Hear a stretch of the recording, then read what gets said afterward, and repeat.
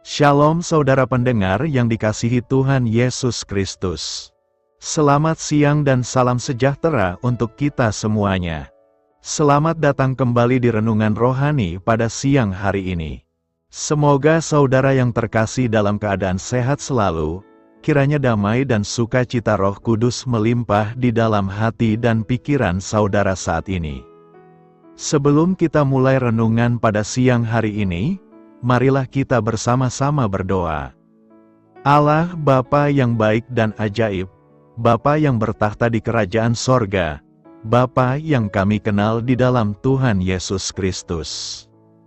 Terima kasih atas penyertaan yang Tuhan berikan kepada kami atas siang hari yang indah ini. Terima kasih telah memberi kami kesempatan untuk selalu dapat bersyukur atas segala pekerjaan yang kami kerjakan. Maka dari itu, kami mohon kiranya Bapa berkenan menyertai kami selalu di sepanjang hari ini. Terima kasih atas berkat-Mu hingga saat ini kami masih bisa merasakan kebaikan-Mu dan buatlah agar kami selalu mengucap syukur kepada-Mu. Tuhan Yesus Kristus, terima kasih pada saat ini kami masih bisa bekerja. Tuhan, saat ini kami akan memulai pekerjaan kami. Berkatilah pekerjaan ini dan sertailah sepanjang kami selama bekerja pada hari ini, agar menjadi berkat bagi kami, bagi keluarga kami dan juga tempat kami bekerja.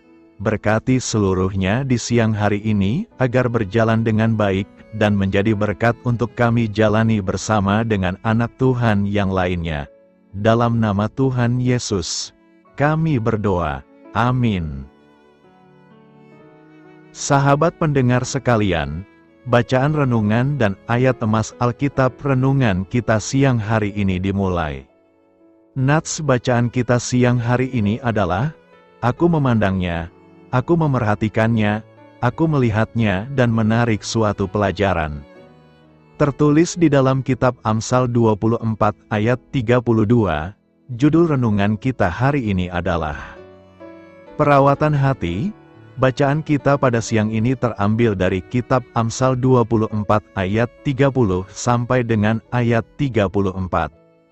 Aku melalui ladang seorang pemalas dan kebun anggur orang yang tidak berakal budi.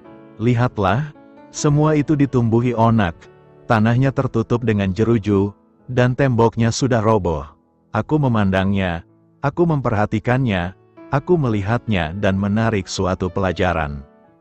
Tidur sebentar lagi, mengantuk sebentar lagi, melipat tangan sebentar lagi untuk tinggal berbaring, maka datanglah kemiskinan seperti seorang penyerbu, dan kekurangan seperti orang yang bersenjata. Ayat renungan kita ini terambil dari kitab Amsal 24 ayat 30 sampai dengan ayat 34. Kata bijak Alkitab hari ini adalah, taman hati kita perlu disiangi dan dirawat secara teratur. Mari kita mulai renungan siang kita. Baiklah, mari kita mulai segmen kisah inspiratif.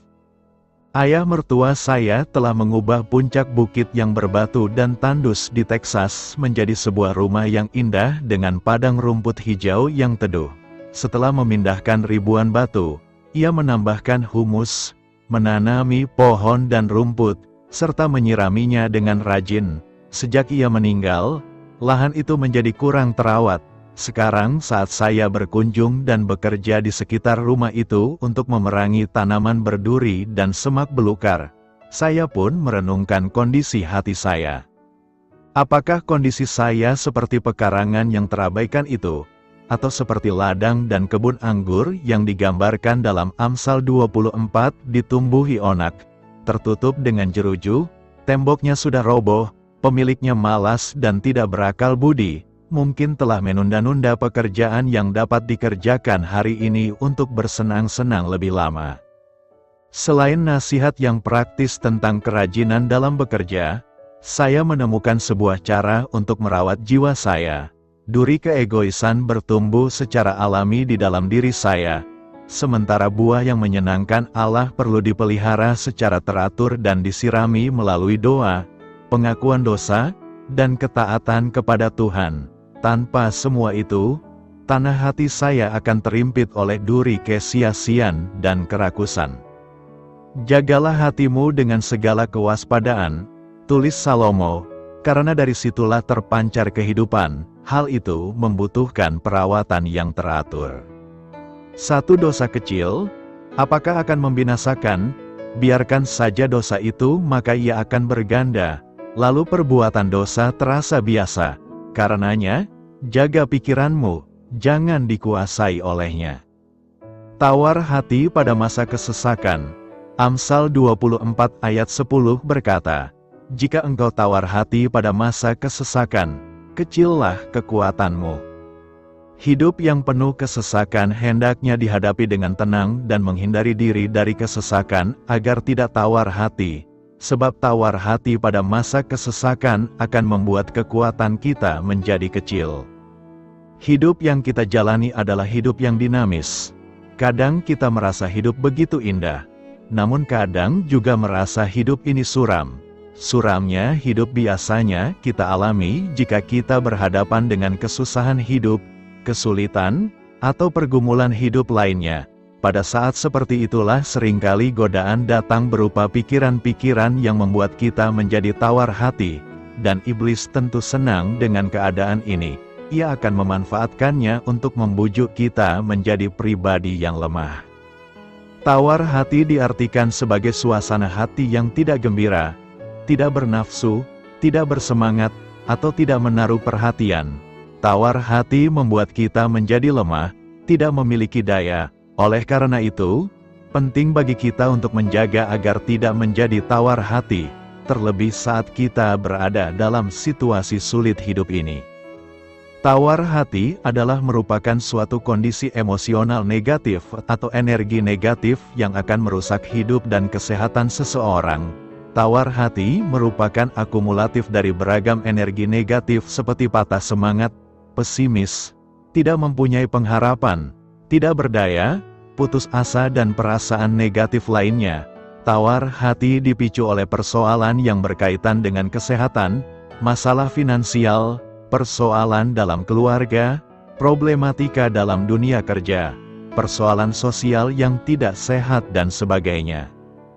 Dalam masa kesukaran, pada umumnya orang cenderung kecil hati, semangat menjadi menurun, energi positif menjadi berkurang, dan energi negatif semakin mendominasi.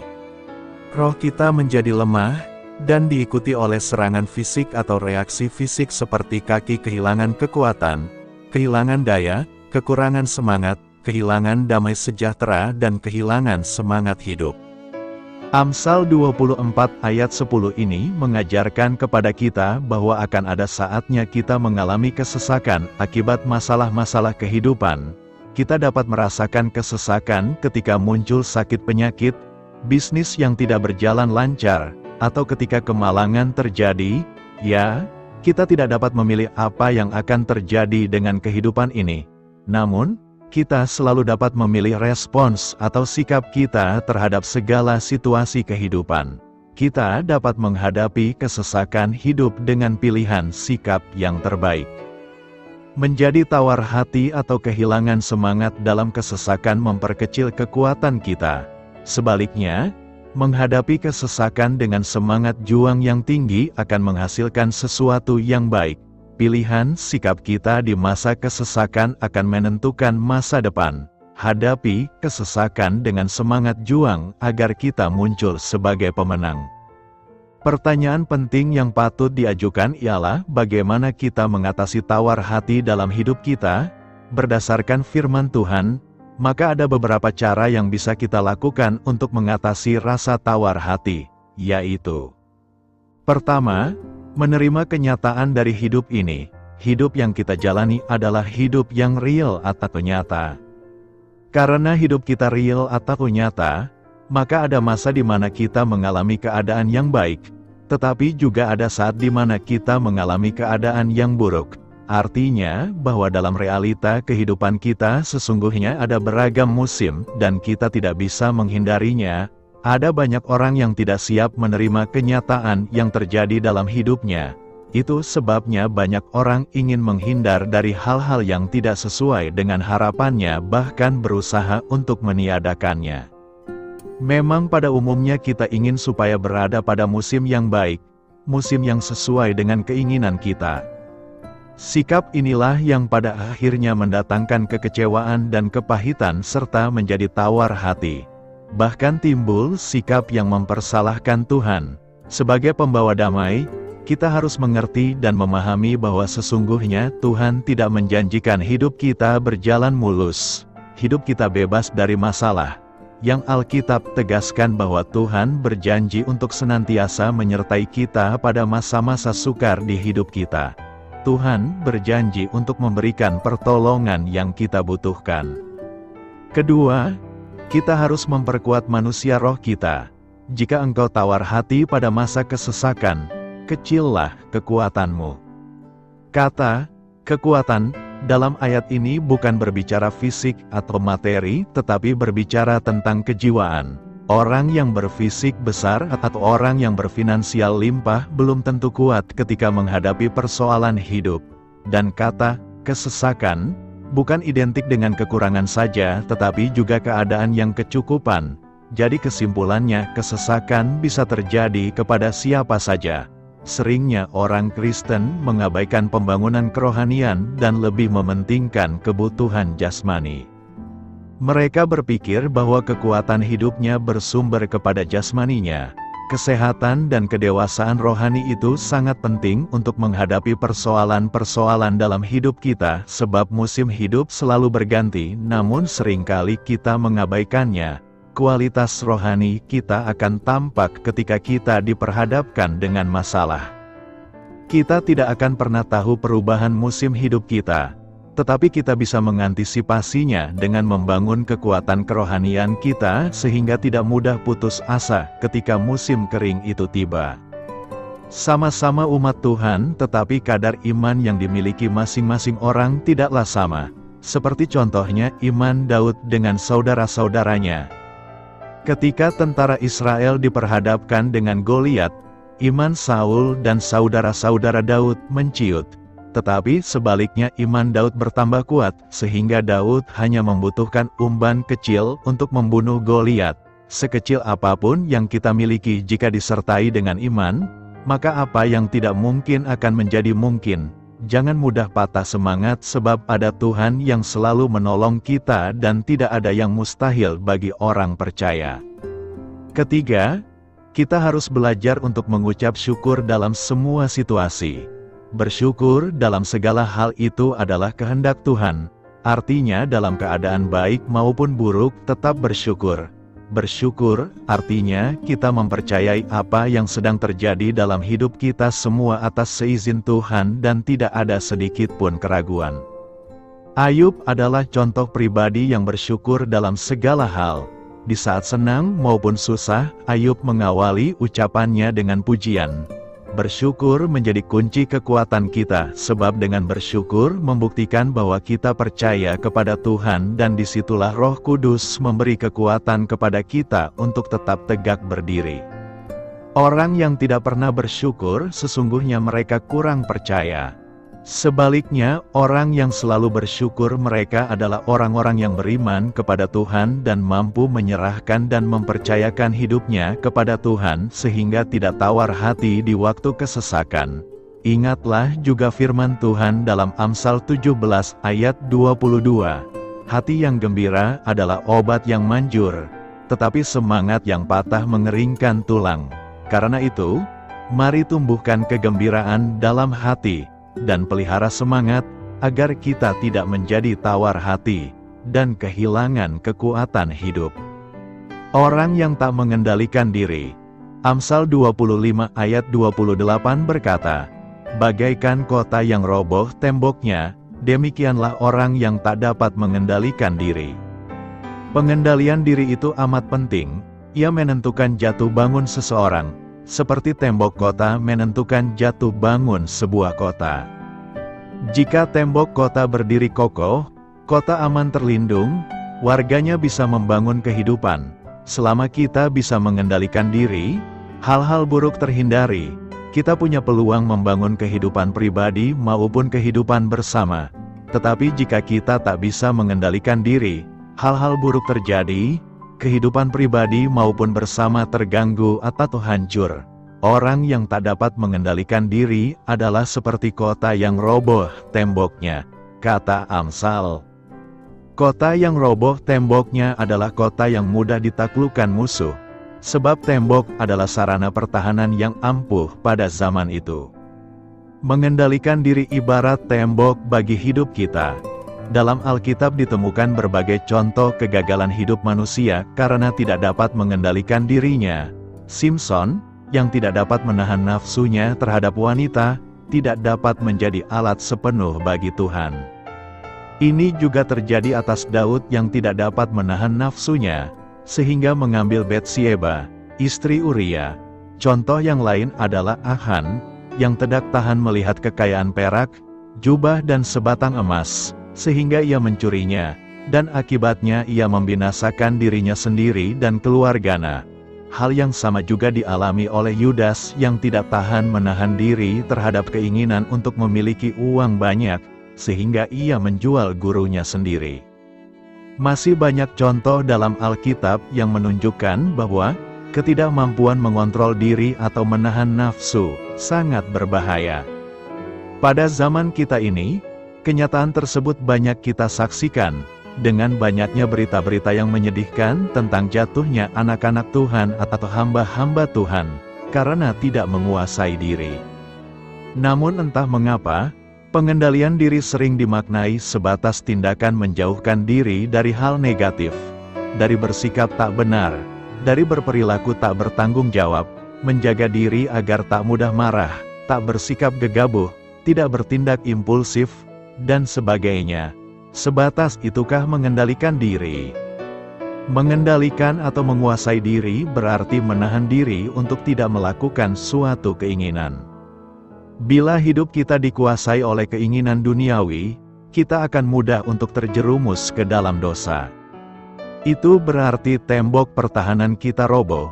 Rasul Yohanes menjelaskan bahwa keinginan duniawi yang tidak berasal dari Allah itu terdiri dari keinginan daging, keinginan mata, dan keangkuhan hidup, dan bahwa dunia ini sedang lenyap dengan segala keinginannya. Kita bertanggung jawab untuk menguasai diri dengan pertolongan Tuhan.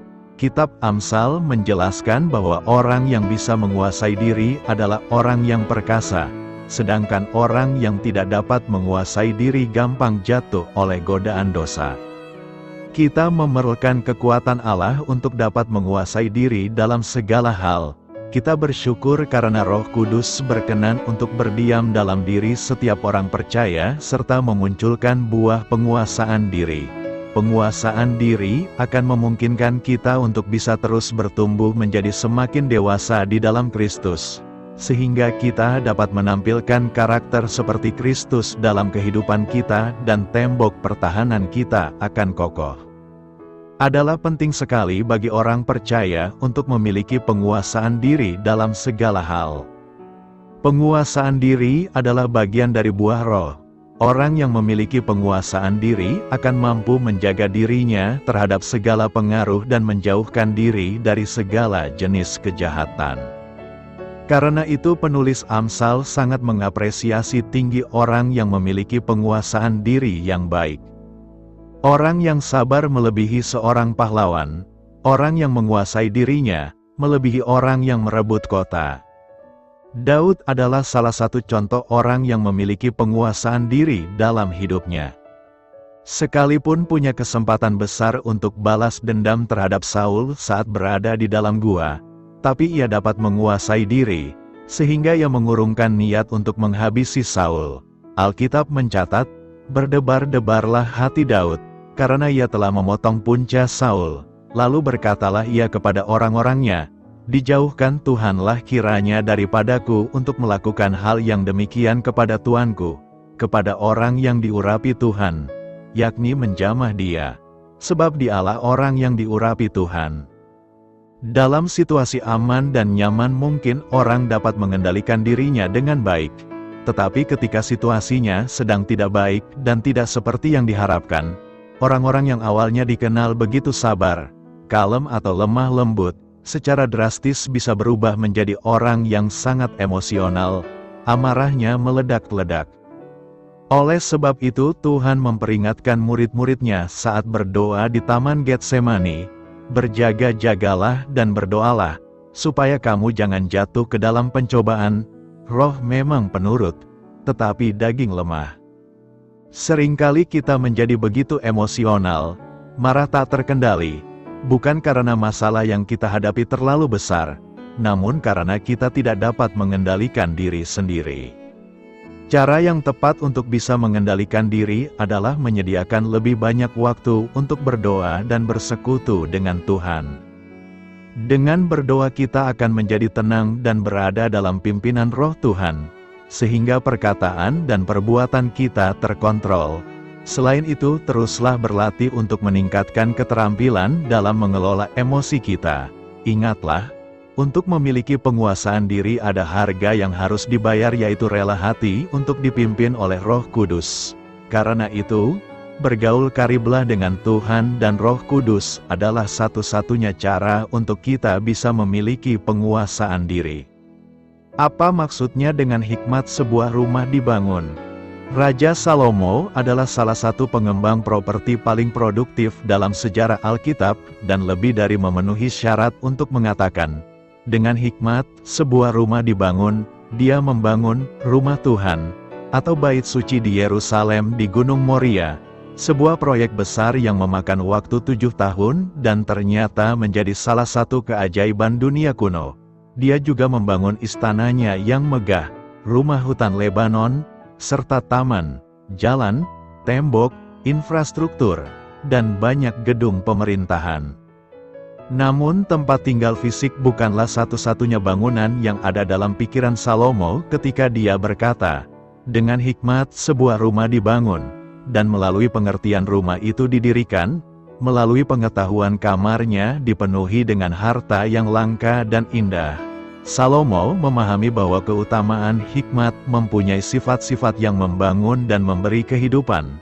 Pepatahnya sangat mirip dengan Amsal 3 ayat 19 berkata, Tuhan dengan hikmat mendirikan bumi, dengan pemahaman Dia menegakkan langit.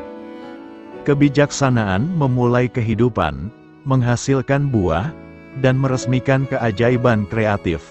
Kebijaksanaan menciptakan, memelihara, membina, mendirikan, dan mengisi sebuah rumah. Baik, rumah itu adalah bangunan bata dan mortir, rumah tangga, keluarga, perusahaan, reputasi individu, atau karakter pribadi. Dalam Amsal 14 ayat 1, wanita bijak membangun rumahnya, tetapi wanita bodoh merobohkannya dengan tangannya sendiri. Dalam Amsal 24 ayat 3 dan di tempat lain, Kitab Suci melambangkan hikmat sebagai wanita yang produktif dan pekerja keras. Hikmat membangun rumahnya, dia telah mengukir 7 tiangnya. Dialah yang menyiapkan perjamuan besar, mencampurkan anggur, dan menata meja. Meskipun hikmat merupakan sifat yang tidak dapat diraba, Salomo menggambarkannya secara puitis, seolah-olah hikmat itu adalah manusia sungguhan. Dalam melakukan hal ini, Salomo dengan gamblang mengomunikasikan ketersediaan hikmat dan manfaat dari mencari dan menemukannya. Harta yang langka dan indah, yang memenuhi ruangan dalam Amsal 24 ayat 3 bisa jadi bersifat harafiah.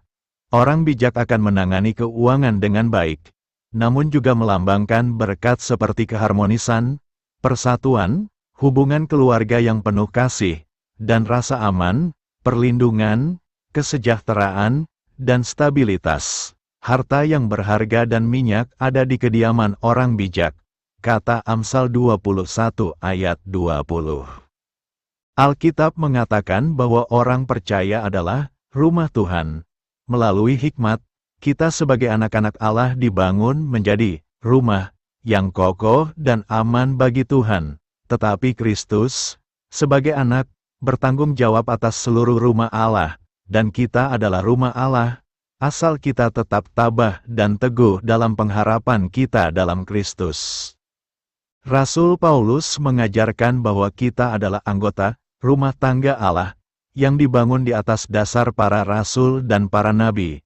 dengan Kristus Yesus sebagai batu penjuru, yang di dalamnya seluruh bangunan, jika disatukan, bertumbuh menjadi bait suci di dalam Tuhan. Di dalam Dia kamu juga dibangun bersama menjadi tempat kediaman Allah oleh Roh, sebagai masing-masing anggota tubuh Kristus. Kita dibangun bersama menjadi satu bait suci di dalam Tuhan. Batu terpenting dalam setiap bangunan adalah batu penjuru. Oleh karena itu, Yesus Kristus disebut sebagai batu penjuru gereja. Dialah fondasi yang kokoh dan tak tergoyahkan di mana seluruh bangunan didirikan, ditopang, dan dibangun. Dia menetapkan pola untuk keseluruhan struktur. Kristus adalah kekuatan Allah dan hikmat Allah yang menjadi dasar kita dibangun. Petrus mendorong orang-orang percaya untuk datang kepada Allah melalui Yesus Kristus sehingga mereka dapat dibangun menjadi rumah rohani bagi Allah. Ketika kamu datang kepadanya, batu hidup itu yang ditolak oleh manusia tetapi dipilih oleh Allah dan berharga baginya. Kamu juga, seperti hidup batu, sedang dibangun menjadi rumah rohani untuk menjadi imamat kudus, mempersembahkan kurban rohani yang dapat diterima oleh Allah melalui Yesus Kristus. Tetapi kamu adalah umat pilihan, imamat yang rajani, bangsa yang kudus, milik Allah yang istimewa, supaya kamu dapat memuji Dia yang telah memanggil kamu keluar dari kegelapan menuju terang-Nya yang ajaib. Pekerjaan Tuhan akan bertahan lama. Tanpa Dia, kita memutar roda kita. Jika Tuhan tidak membangun rumah, sia-sialah jerih payah para pembangun. Kita harus bergantung pada hikmat Tuhan. Namun bagaimana kita mendapatkannya? Kita pertama kali menerima hikmat Allah ketika kita dipenuhi dengan Roh Kudus-Nya pada saat kita menerima keselamatan. Setelah itu, Yakobus memberitahu kita bahwa hikmat diperoleh dengan memintanya kepada Tuhan. Kita memperoleh hikmat dengan mencarinya, mengejarnya, dan menghargainya. Demikian pula, kita memperoleh hikmat dengan meluangkan waktu membaca firman Tuhan. Hikmat Tuhan tidak dapat gagal. Rumah Tuhan dibangun oleh hikmat Tuhan dan kuasa Tuhan, dan Yesus adalah batu penjuru. Kita dapat percaya bahwa Ia tidak akan pernah runtuh atau roboh. Apa maksudnya orang benar jatuh 7 kali? Pepatah lama mengatakan, Anda tidak bisa mengecewakan orang baik. Pada dasarnya, inilah arti dari Amsal 24 ayat 16 berkata, sebab 7 kali orang benar jatuh, namun ia bangkit kembali. Orang yang percaya kepada Tuhan dan bergantung kepada Tuhan sepanjang hidupnya mungkin akan tersandung dan jatuh berulang kali. Namun ia tidak akan tinggal diam. Dia akan mengatasi rintangan dan tantangan dengan anugerah dan kekuatan Tuhan, membersihkan dirinya dari debu dan bangkit kembali. Sebaliknya, satu bencana saja sudah cukup untuk menumbangkan orang fasik. Orang fasik tidak mempunyai kekuatan untuk mengatasi kesulitan. Sekali mereka terjatuh, mereka tidak dapat bangkit kembali. Dalam Amsal, sang guru seringkali membandingkan 2 jalan hidup yang berbeda. Yang satu di jalan yang benar, dan yang lainnya di jalan yang jahat. Kedua jalur ini menuju ke tujuan yang sangat berbeda. Jalan kebenaran selalu membawa kepada kebaikan. Sedangkan jalan kejahatan berakhir pada kehancuran dan kehancuran. Firman Tuhan menjanjikan berkat dan pahala yang berlimpah bagi mereka yang berkomitmen melakukan apa yang benar, namun memperingatkan terhadap konsekuensi buruk dari kejahatan. Dalam Amsal, orang benar biasanya mengacu pada orang yang memiliki karakter moral yang kuat, menekankan bahwa dia terhormat, jujur, berprinsip, dan terhormat. Dalam bahasa Ibrani, kata yang diterjemahkan sebagai jatuh dapat berarti jatuh secara harfiah, seperti tidak lagi tegak, atau secara kiasan mengalami bencana, tragedi, atau kehancuran. Bangkit kembali mempunyai arti literal, bangkit kembali setelah terjatuh, dan juga arti kiasan, mengatasi kesulitan, atau menjadi sejahtera kembali.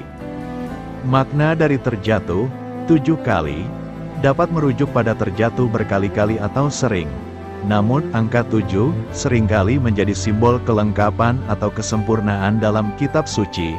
Dapat diilustrasikan di sini bahwa tidak peduli berapa kali orang benar jatuh dan tidak peduli apakah kejatuhannya tampaknya tidak dapat diubah sepenuhnya. Kemunduran tersebut hanya bersifat sementara.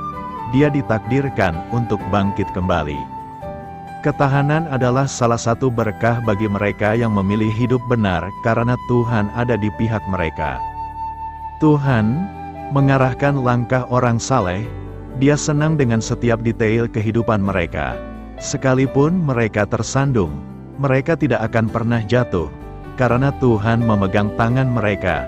Bahkan ketika musuh mengamuk terhadap mereka, orang benar dapat berkata, "Jangan menertawakan aku, hai musuh-musuhku, karena meskipun aku jatuh, aku akan bangkit kembali.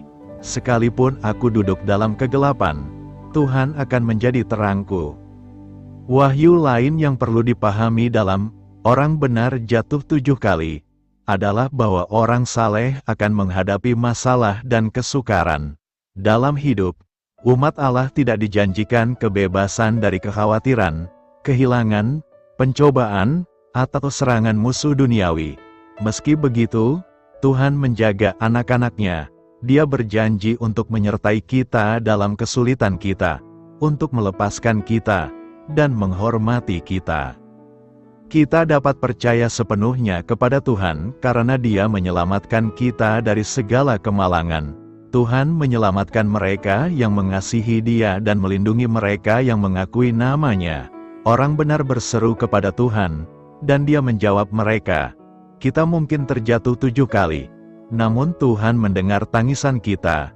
Dia menopang kita ketika kita tersandung. Dia mengangkat kita keluar dari lumpur dan menginjakkan kaki kita di tanah yang kokoh.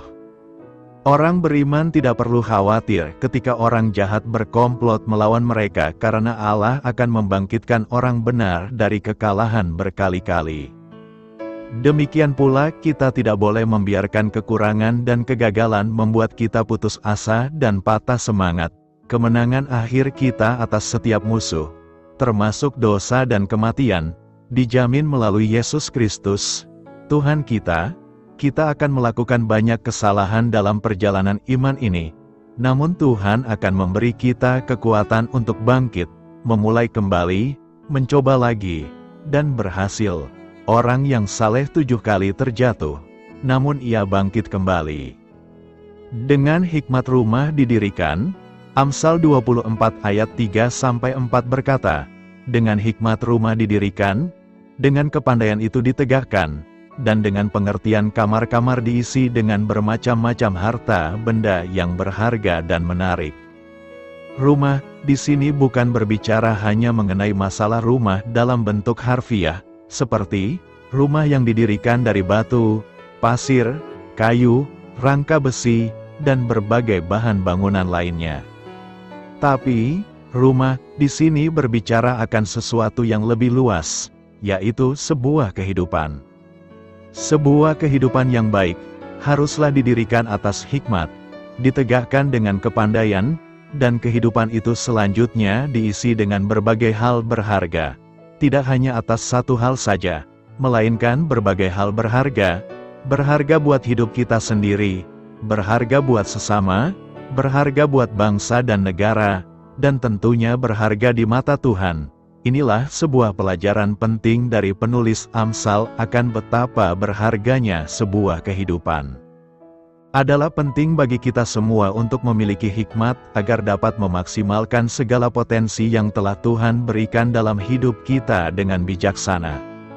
Esensi dari kehidupan adalah bagaimana kita bisa bertumbuh dan berbuah, dan mengisinya dengan mempergunakan segala potensi yang ada bagi kita demi kebaikan diri kita, keluarga dan buat sesama, di mana Tuhan dipermuliakan di atasnya. Seperti layaknya membangun rumah, kita pun harus membangun kehidupan kita dengan pondasi yang kuat, dan mengisinya dengan berbagai hal yang berguna. Jangan hanya berhenti pada satu bentuk saja. tapi penuhilah hidup dengan banyak warna, sehingga catatan kehidupan kita akan semarak dengan penuh warna. Penulis Amsal sedang menggambarkan bagaimana orang percaya mengisi dan merestorasi kehidupan pribadi dan rumah tangganya, yang diumpamakan seperti orang yang sedang membangun sebuah rumah, dimulai dengan sebuah perencanaan yang matang, dilanjutkan dengan proses pembangunan, penyelesaian, hingga kemudian mengisinya dengan barang-barang yang berharga dan menarik. Sebuah rumah biasanya memiliki kamar tidur, dapur dan kamar mandi. Mungkin ada pula yang dilengkapi dengan sedikit taman, teras dan ruang-ruang lainnya. Semuanya tentu dilengkapi dengan perabotannya masing-masing. Sebuah kamar tidur misalnya, tidak akan lengkap tanpa kasur dan lemari pakaian. Sebuah dapur, apabila tidak dilengkapi dengan kompor atau tempat mencuci piring, tentunya akan terlihat janggal, bukan? Sekarang mari bayangkan seandainya sebuah rumah hanya diisi dengan hal-hal yang sama semuanya. Misalnya, kamar mandi tentu penting dalam sebuah rumah. Tapi bagaimana jika sebuah rumah berisi kamar mandi semua? Tentu aneh, bukan? Atau bagaimana jika sebuah rumah hanya diisi dengan kasur semua, atau kursi semua? Tidak akan ada rumah yang demikian. Namun seringkali tanpa disadari banyak orang percaya hidupnya seringkali hanya diisi cukup dengan satu hal saja, tanpa mempertimbangkan hal-hal penting lainnya. Hidup yang demikian akan menjadi aneh. Seaneh rumah yang hanya diisi dengan satu jenis barang saja. Inilah yang menjadi pesan Tuhan bagi kita hari ini. Banyak hidup orang percaya yang dirasa begitu monoton dan biasa-biasa saja. Jarang mengalami lonjakan-lonjakan yang penting dan berarti. Bahkan seringkali orang menganggap dirinya sebagai sesuatu yang tidak penting. Namun satu hal yang perlu diingat, bahwa Tuhan tidak merencanakan hal yang seperti itu. Tuhan mau setiap kita, orang percaya, menjadi pribadi yang indah dengan terus melengkapi dan membangun diri serta mengisinya dengan hal-hal yang sesungguhnya Tuhan telah sediakan. Seperti sebuah lahan kosong sebidang tanah, bukankah lahan tersebut akan menjadi sebuah taman yang indah dan didatangi banyak orang apabila kita mulai merancangnya dengan baik, lalu mulai menanaminya dengan pohon dan bunga-bunga yang indah. Apa yang harus kita lakukan agar rumah kehidupan kita bangun dan dirikan menjadi sesuatu yang indah dan bernilai?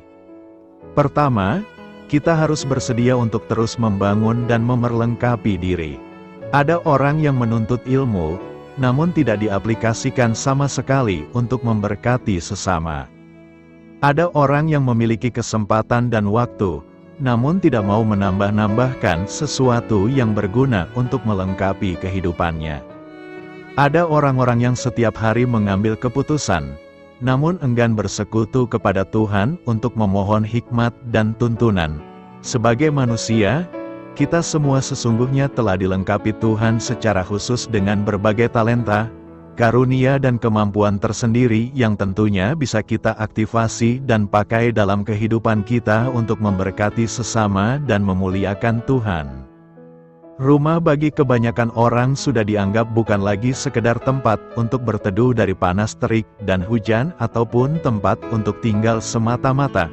Namun rumah sudah menjadi tempat yang ditata agar menjadi tempat yang nyaman, tenteram, damai dan menyenangkan bagi penghuninya.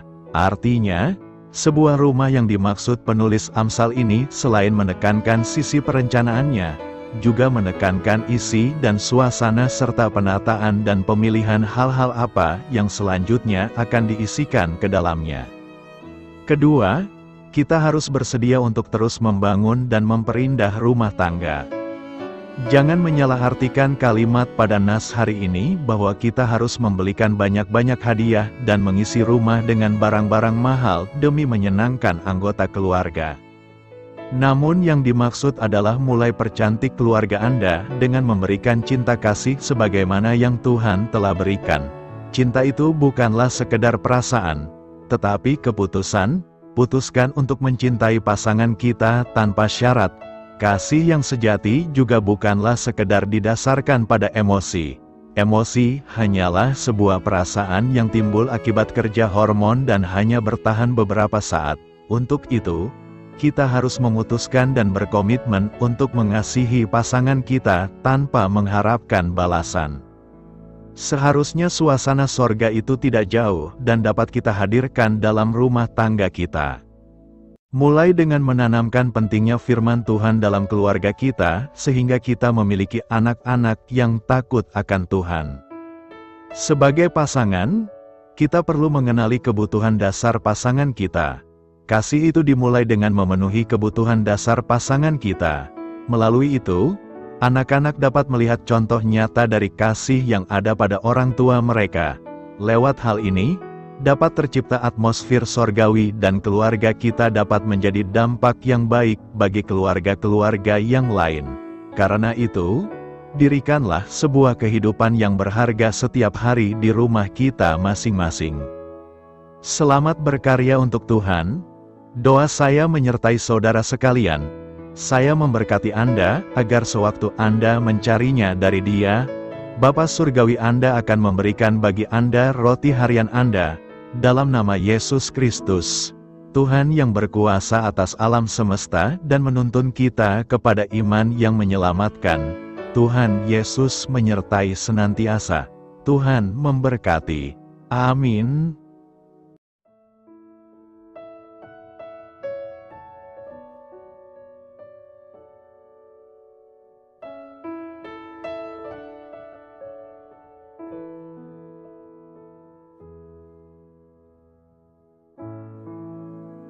Demikianlah renungan firman Tuhan pada siang hari ini. Semoga menjadi kekuatan di dalam hidup kita dan menjadikan kita pribadi yang lebih sukses.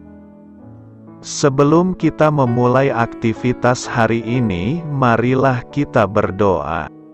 Bapa kami yang ada di sorga, terima kasih atas kasih dan kebaikan Tuhan yang begitu besar buat kami. Tuntunlah perbuatanku agar di sepanjang hari ini saya bisa bekerja sebaik-baiknya, tidak pernah jemu menolong sesama, selalu ramah dan tahu terima kasih, menghayati iman dan mengamalkannya dengan sekuat tenagaku. Semua ini saya sampaikan kepadamu, dengan pengantaraan Kristus, Tuhan kami. Allah, Bapa kami bersyukur kepadamu, bahwa dengan bekerja kami boleh ambil bagian di dalam karya-Mu mensejahterakan dan membahagiakan umat manusia. Kami mohon bimbingan-Mu dalam melaksanakan pekerjaan kami hari ini. Bimbinglah kami agar sanggup bekerja dengan semangat kasih, dengan riang, rajin dan jujur. Terima kasih, Tuhan. Amin. Dalam nama Tuhan Yesus Kristus Tuhan dan Juru Selamat kami, Bapa kami yang baik, kami mengucap syukur dan berdoa. Amin. Biarlah firman Tuhan menjadi pengingat untuk kita semua, bahwa tuntunan dari Roh Kudus akan selalu memberi jalan keluar bagi setiap permasalahan hidup kita, dan memberi kedamaian di hati kita. Amin. Sampai jumpa di renungan siang saudara rohani berikutnya. Shalom.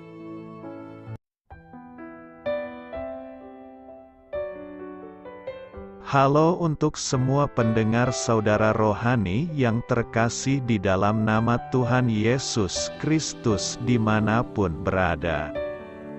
Mari dukung kami, tim redaksi Renungan Harian Saudara Rohani dengan cara memberikan bantuan, kritik dan masukan. Saudara dapat memberikan masukan melalui kolom komentar di bawah atau mengirim kepada kami langsung melalui email yang tertera di layar Anda, saudararohani@gmail.com.